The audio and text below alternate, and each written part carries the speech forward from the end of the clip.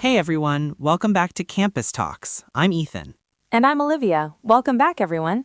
So, today's topic is something every student has experienced.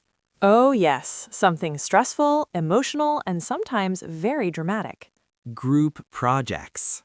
Group project drama, to be exact. I already feel tired just hearing that.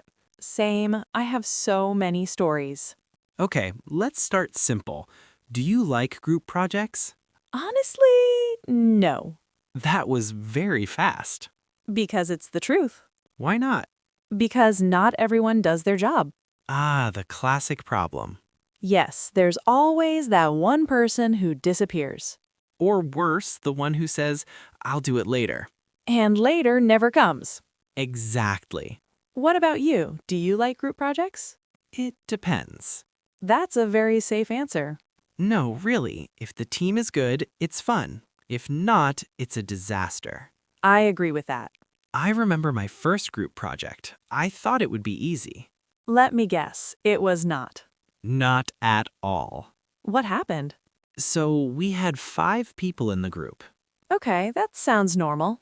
but only 2 people actually worked. Let me guess, you were one of them. Of course, I'm a responsible student. Sure you are. Hey, I tried.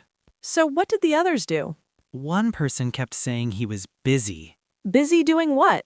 I have no idea. He never explained. That's suspicious. Another person just read our messages but never replied. Oh, the silent reader. Exactly. Online but not helping. That's so frustrating. And the last person only showed up 1 day before the deadline. That's the worst type. He said, "Sorry guys, I just saw the messages." That's impossible. I know. So what did you do? We just finished the project ourselves. We didn't have a choice.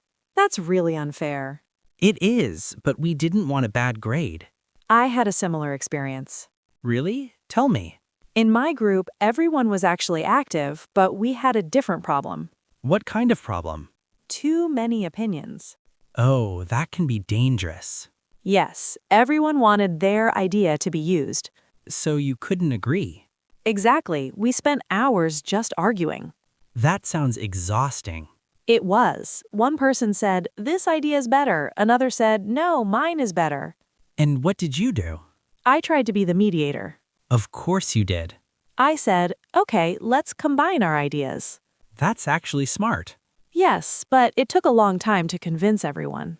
At least everyone was working. True, that's the positive side. You know what's funny? What?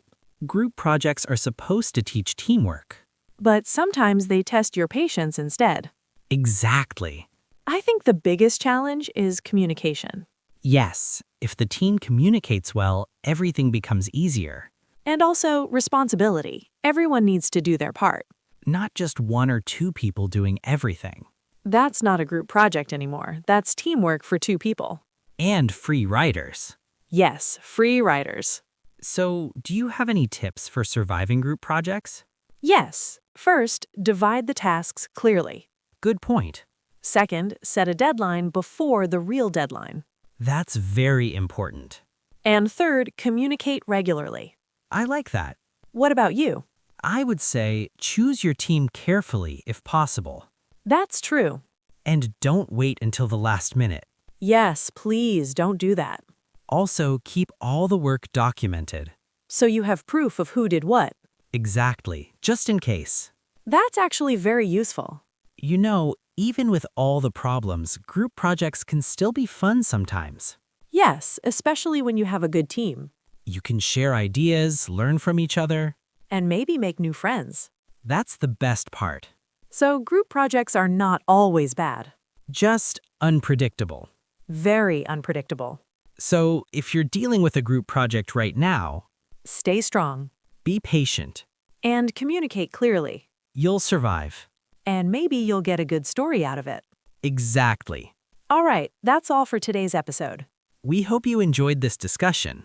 And maybe you can relate to our stories. Don't forget to share your group project experiences. We'd love to hear them. See you in the next episode.